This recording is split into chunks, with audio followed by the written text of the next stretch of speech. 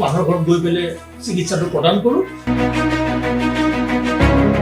Journey from medical student. মনৰ দুখতে চাকৰি বাদ দি পেলাই মই প্ৰাইভেট চাকৰি আৰম্ভ কৰিলোঁ। Biggest challenge in management and hospital. যে ডক্টৰহে ইগ' আছে, এজন ডক্টৰে এনেকৈ ক'ব, এজন ডক্টৰে এনেকৈ।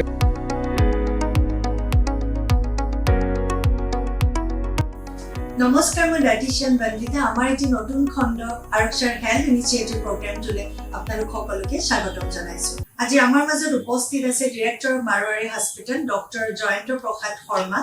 তেখেতক আমাৰ আৰক্ষাৰ হেল্থ ইনিচিয়েটিভ প্ৰগ্ৰামটোলৈ স্বাগতম জনাইছোঁ। ছাৰ, আপোনাক আমাৰ অনুষ্ঠানলৈ স্বাগতম জনাইছোঁ।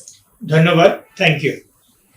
পোনপ্ৰথমে মই জানিবলৈ চেষ্টা কৰিম জাৰ্নি ফ্ৰম মেডিকেল ষ্টুডেণ্ট, বৰ্তমান আপুনি ডিৰেক্টৰ মাৰোৱাৰী হস্পিটেল আৰু এগৰাকী জেনেৰেল চাৰ্জন, অকণমান জানিবলৈ চেষ্টা কৰিম। মোৰ মেডিকেল জাৰ্নি ষ্টাৰ্টেড ইন 1982।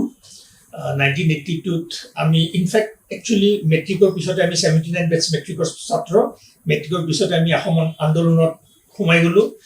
যি কি নহওক, আল্টিমেটলি আমি 1982ত মেডিকেলত এডমিশ্যন ল'লোঁ। তাৰপিছত ফাৰ্ষ্ট MBBS পাছ কৰিলোঁ, ছেকেণ্ড MBBS পাছ কৰিলোঁ, ফাইনেল MBBS পাছ কৰিলোঁ। তাৰপিছত জেনেৰেল চাৰ্জাৰীত PGত ছিট পালোঁ, পষ্ট গ্ৰেজুৱেশ্যন কমপ্লিট কৰিলোঁ। কমপ্লিট কৰাৰ পিছত মই 3 মাহ চৰকাৰী চাকৰি কৰিলোঁ। এই দৰমহা আজিলৈকে নাপালোঁ। দিছপুৰত কেইবাটাও পাক মাৰিলোঁ। মানে মনত ইমান খং উঠিল যে সামান্য চাকৰি এটাৰ কাৰণে ইমানবাৰ যাব লাগে দিছপুৰত। সেই মনৰ দুখতে চাকৰি বাদ দি পেলাই মই প্ৰাইভেট চাকৰি আৰম্ভ কৰিলোঁ। আৰু আই হেভ ৱৰ্কড, মানে মোৰ কৰ্মজীৱনত যদি ক'ব যাওঁ, মষ্ট মিনিমাম অফ ফেচিলিটি থকা হস্পিটেল, য'ত নেকি একো ফেচিলিটিয়ে নাছিল, to the most super speciality facility. আৰু মই অসমৰ বিভিন্ন জেগাত কাম কৰিছোঁ, ভাৰতবৰ্ষৰ বিভিন্ন জেগাত কাম কৰিছোঁ এজ এ ক্লিনিচিয়ান। তাৰপিছত আফটাৰ চাম টাইম এডমিনিষ্ট্ৰেটিভ পোষ্টত গ'লোঁ। আৰু ফাইনেলি মই গুৱাহাটীত উভতি অহাৰ আগতে মই কেলকাতা, শিলিগুৰিত দুখন ডাঙৰ ডাঙৰ হস্পিটেলৰ ডাইৰেক্টৰ হিচাপে কাম কৰি আছিলোঁ। আৰু কেলকাতা হস্পিটেলখন আমি প্লেনিং কৰি আছিলোঁ, মই যেতিয়া চাকৰি এৰি পেলাই গুৱাহাটীত আহোঁ ক'ভিডৰ সময়ত, ফৰ দ্য হস্পিটেলৰ টপত হেলিপেড বনাবৰ কাৰণে। আমি already director general of civil এভিয়েশ্যনৰ কথা পাতি তেওঁলোকৰ পৰা আমি পাৰ্মিশ্যন ইন প্ৰিন্সিপল পাইছিলোঁ।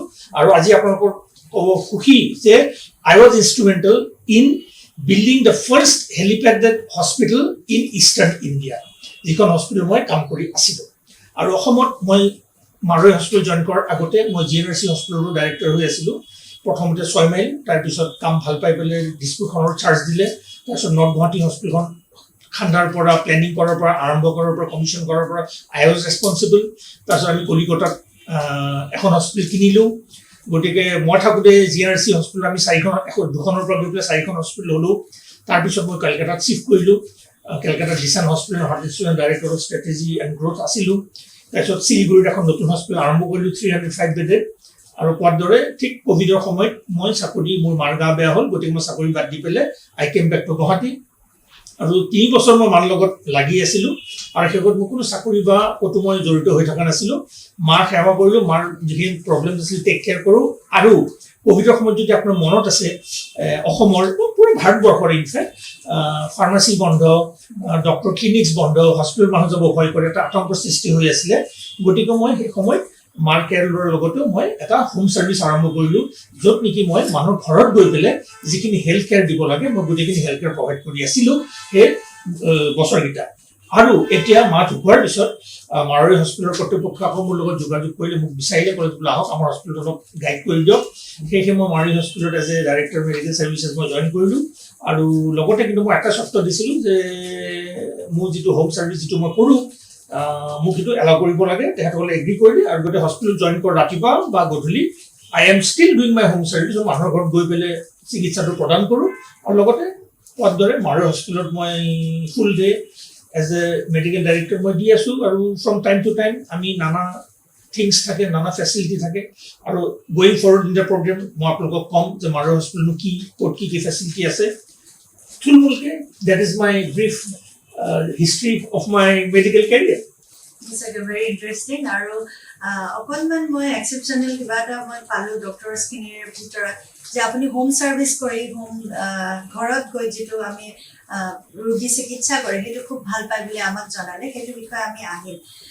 এইবাৰ জানিবলৈ চেষ্টা কৰিম, what are the biggest challenge in management and hospital Oh, yes. Very interesting question. Somehow God has been lucky. ভগৱানে মই নিজকে খুব লাকি বুলি ভাবো আৰু ভগৱানে মোক যথেষ্ট ব্লেছ কৰিছে যে from my very first job I have always been at the top of decision making সদায় except for a brief period য'ত নেকি মই এজন senior consultant হৈ আছিলো কিন্তু তাৰ আগত যিখিনি চাকৰি কৰিছো বা তাৰপিছত য'ত য'ত মই চাকৰি কৰিছো I have always been at the top at the decision making গতিকে I have faced different types of challenges. First and foremost, আমি as a medical administrator we have to deal with the most brainiest of people, that is the doctors. Doctors যিমান brain আছে কাৰো ইমান brain নাই আমি সকলোৱে জানো but the other flip side is the যদিও মই নিজে এজন ডক্টৰ মই কওঁ যে ডক্টৰখিনি ইগ' আছে ইগ'ৰ বহুত ডাঙৰ প্ৰব্লেম আছে so' working with the doctors is very very difficult মানুহে হয়তো দেখা পাব যে ইমান ডাঙৰ হস্পিটেলৰ ডাইৰেক্টৰ অমুক কৰি আছে তমুক কৰি আছে কিন্তু উই ন' হাউ ডিফিকাল্ট ইট ইজ এজন ডক্টৰে এনেকে ক'ব এজন ডক্টৰে এনেকে ক'ব চ' managing both and taking the pool of doctors with you along with the other stuff, that is the biggest challenge. Or manpower management is the biggest challenge in a hospital. Taka is not a challenge. Money comes, taka apni bisaile pai jabo, bankor par loan pabo, manor par khubida pabo. That is not a challenge. But the biggest challenge, according to me, is the manpower. Ami jodi manpower khinik apni logot loi cholibo pare na, you will be successful jote najok kiya. And for that to happen, what I have done is that I have always given the confidence that yes, I am here to help you, provided you help me. So it's a win-win situation for both the parties.